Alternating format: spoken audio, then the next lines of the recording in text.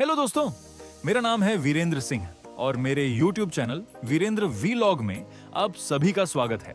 हमेशा की तरह आज भी मैं आपके लिए एक ऐसी ही धमाकेदार और शानदार वीडियो लेकर आया हूं, लेकिन आज की जगह थोड़ी खास है। आज हम मौजूद हैं राजस्थान के बांसवाड़ा जिले के अर्थुना में। एक ऐसी जगह जहां सिर्फ मंदिर ही नहीं है, बल्कि इन पत्थरों के अंदर लगभग 1000 साल पुराना इतिहास छिपा हुआ है। तो चलिए दोस्तों, बिना किसी देरी के शुरू करते हैं आज की यह खास ऐतिहासिक यात्रा और जानते हैं कि आखिर अर्थुना इतना खास क्यों है। यहाँ के मंदिर कितने पुराने हैं, इनका निर्माण किसने करवाया था, उस समय के कारीगरों ने बिना आज की आधुनिक मशीनों के इतनी शानदार नक्काशी आखिर कैसे कर दी, और इन मंदिरों से जुड़ी ऐसी कौन कौन सी कहानियां हैं जिन्हें शायद आपने पहले कभी नहीं सुना होगा।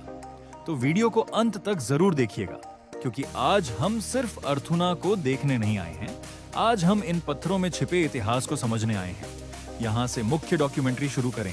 राजस्थान की धरती पर आपने बहुत से किले, महल और मंदिर देखे होंगे, लेकिन बांसवाड़ा की इस धरती पर एक ऐसी जगह भी है जहाँ खड़े होकर ऐसा लगता है जैसे हम लगभग 1000 साल पीछे इतिहास के उस दौर में पहुंच गए हों। यह है अर्थुना का।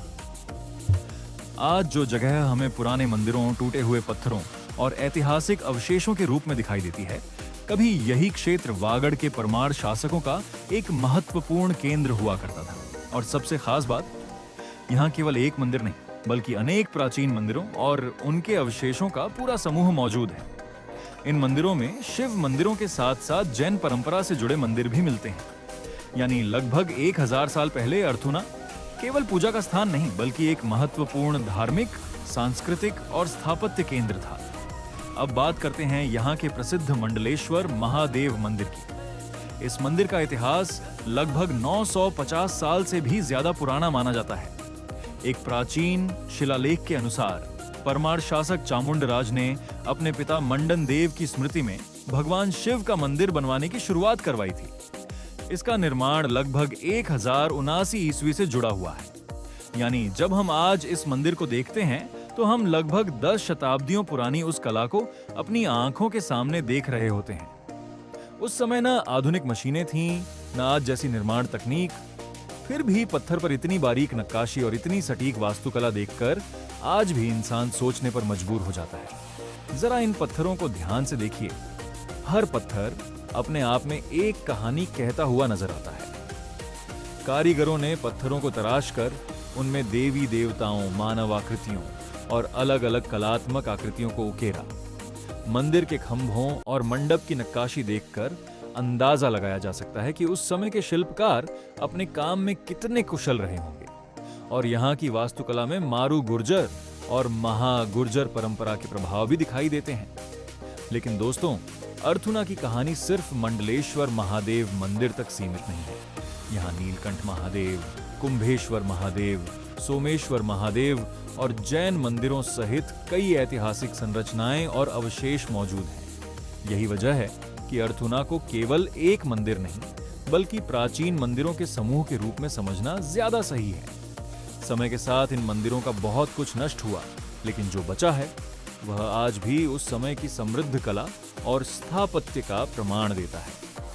अर्थुना से जुड़ी एक स्थानीय मान्यता यह भी है कि औरंगजेब के समय यहाँ के मंदिरों को नुकसान पहुंचाया गया था।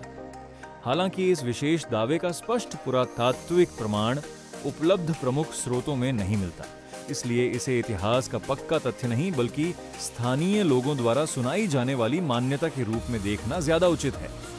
और शायद यही इतिहास की खूबसूरती भी है।